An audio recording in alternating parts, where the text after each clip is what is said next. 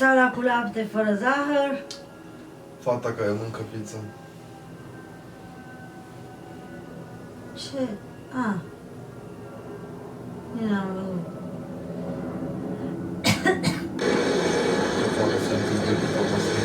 Ei, ai filmat în Cluj la biserică. Fata cu palton alb să intre din dreapta, acum. Lasă mâna jos. Uită-te în pământ. Ieși. Vreau să pregătiți mașina gri.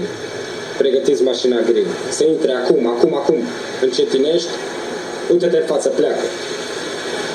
Fata care mănâncă pizza să intre din dreapta și să iasă prin stânga.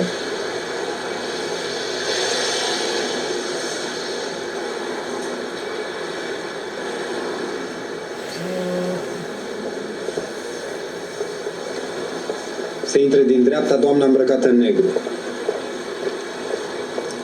Două studente intre din dreapta. Cea brunetă să-și ridice pantalonul. Să intre țiganul în cadru. Poftim? Nu înțeleg nimic. Să se aglomereze acum strada. Mai mulți din dreapta. Bine. Fata în palton alb revine cu un covrig în mână. Studenții, să vină acum studenții, primul să cânte o zosea.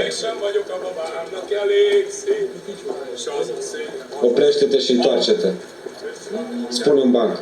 Râdeți toți, acum. Claxonează.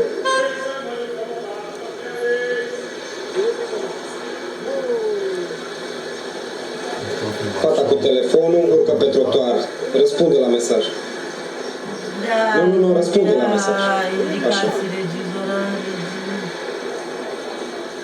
Haideți, doamnă, haideți către mine, haideți. Nu vă uitați în cameră, ieșiți spre stânga mea.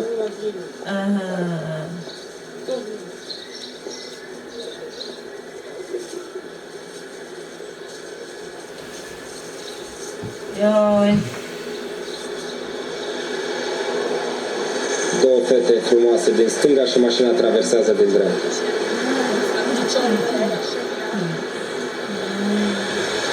Domnul cu geantă traversați, tușiți. Copiii ieșiți prin stânga mea, nu mai alergați. Yep. Fata cu telefonul intră din dreapta. S-a pus o cameră, au filmat o bucată de... Maria, vreau un porumbel în cadru de jos. Să se plimbe puțin. Și acum spune să iasă delicat în stânga. Da, deci nu sunt Asta e, bravo. Da, au comentat numai peste, ca și cum ar da indicații regizorale.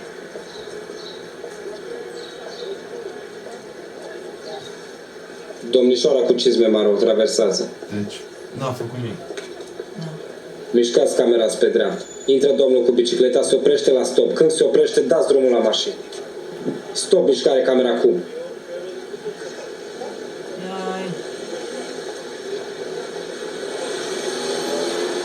Domnișoara cu plasa, stai.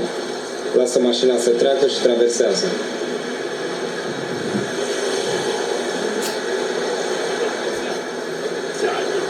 Intră 3 studenți, salutați-vă. Plecați.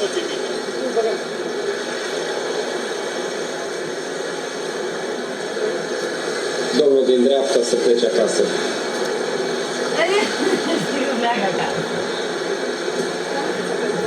Mașina gri să intre pe alei și să iasă pe partea stângă. Bătrânul cu mâinile în buzunar, vină către mine. Uite-te în stânga, uite-te în dreapta. Iar uite-te în dreapta. Uite-te în cameră, vină către mine. O să încep să bombănești.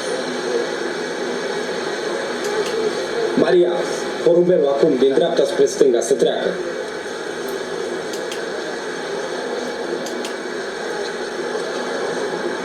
Celălalt porumbel să-și ia zborul